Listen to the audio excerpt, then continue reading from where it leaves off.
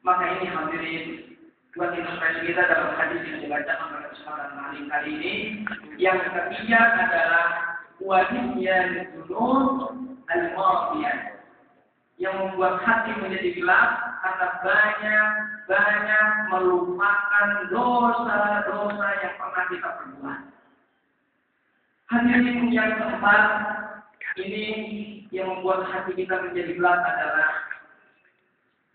tulul amal. Apa itu tulul amal? Tarabbu ma yustab'adu usuluh. Mencintai sesuatu yang di situ nggak mungkin ada hasilnya, ngayal, tulul amal. Berandai-andai dan andai-andai itu nggak mungkin, itu kerjanya dia baik tulul amal. Nanti kalau udah mati surga, gue pengen mati di dalam surga begini. Padahal belum ada jaminan masuk surga. Tulul amal ini orang yang panjang angan-angan sehingga dalam kehidupannya dia tidak pernah bekerja, yang ada khayal terus. Sia-sia khayal ini. Kalau bercita-cita, bermimpi, beda dengan kita tulul amal.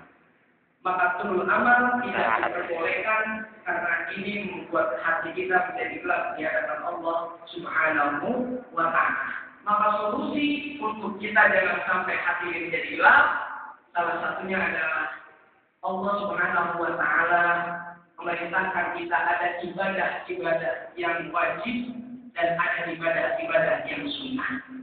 Kalau yang wajib memang itu kewajiban kita, tapi yang sunnah ini membuat bonus dari Allah Subhanahu wa ta'ala buat kita.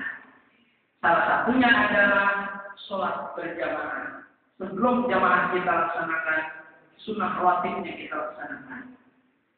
Sederhana, cuma man sholat qabla zuhur arba'a raka'atin ka'annama tahajjada bihinna min lailati wa min sholatina ba'da isya kamislihinna min lailatul qadar. Siapa orang yang sholat sebelum sholat sunnah, sebelum dia melaksanakan sholat zuhur, dia laksanakan sunnah qabliyah zuhur sampai 4 rakaat, itu pahalanya kata Nabi yang diriwayatkan oleh hadis. Hadis ini oleh Imam Tabrani, pahalanya seperti orang bertahajud pada malam harinya. Dan siapa orang yang sholat ba'da isya atau ba'diyah isya 4 rakaat dia berjaga, itu pahalanya seperti dia sholat pada malam Lailatul Qadar atau malam Qadar. Ini hadis Imam Tabrani. Hadis ini hadis sahih. Ini luar biasa. Allah sudah banyak memberikan keutamaan kepada kita agar hati kita gelap, tapi ibadah kita mantap. Mudah-mudahan memotivasi buat diri saya dan buat jamaah semua yang hadir untuk senantiasa meningkatkan kualitas iman takwa kita kepada Allah Subhanahu wa ta'ala. Amin. Jauhkan diri kita dalam pandai menata zahir kita, tapi batin tidak pernah kita tata. Kalian punya tanda tanganin, kalian punya kalau badan kita hidupnya hilang, tapi kita tidak pernah takut kalau hati kita gelap di hadapan Allah Subhanahu wa ta'ala. Jangan sampai kita pandai mengemas-kemas, bertopeng buat wajah zahir kita, tapi hati kita tidak pernah kita ingat-ingat. Hati kita sia-siakan belakang. Tidak pernah kita menata jiwa dan qalb kita. Karena qalb inti dari semua permasalahan hidup kita. Jika qalb ini baik, maka seluruh anggota badan, perangai kita akan menjadi baik. Tapi kalau kita hati kita yang buruk, maka akan buruk pula amalan-amalan yang lainnya.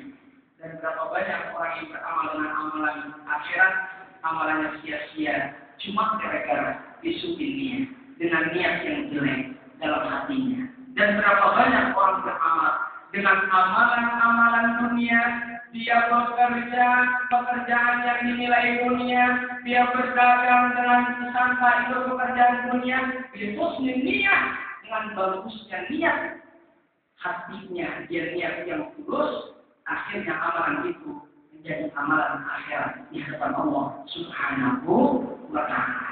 Demikian usaha kita pada kesempatan kali ini.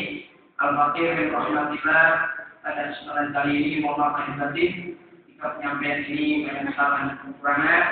Di sini tidak berarti saya harus berada. Di sini adalah kesempatan yang membuat saya berada di depan. Jadi kita semua sama. Kalau muzakarah mungkin ada yang perlu ditambahkan, ada yang perlu dimuzakarahkan, kami persilakan.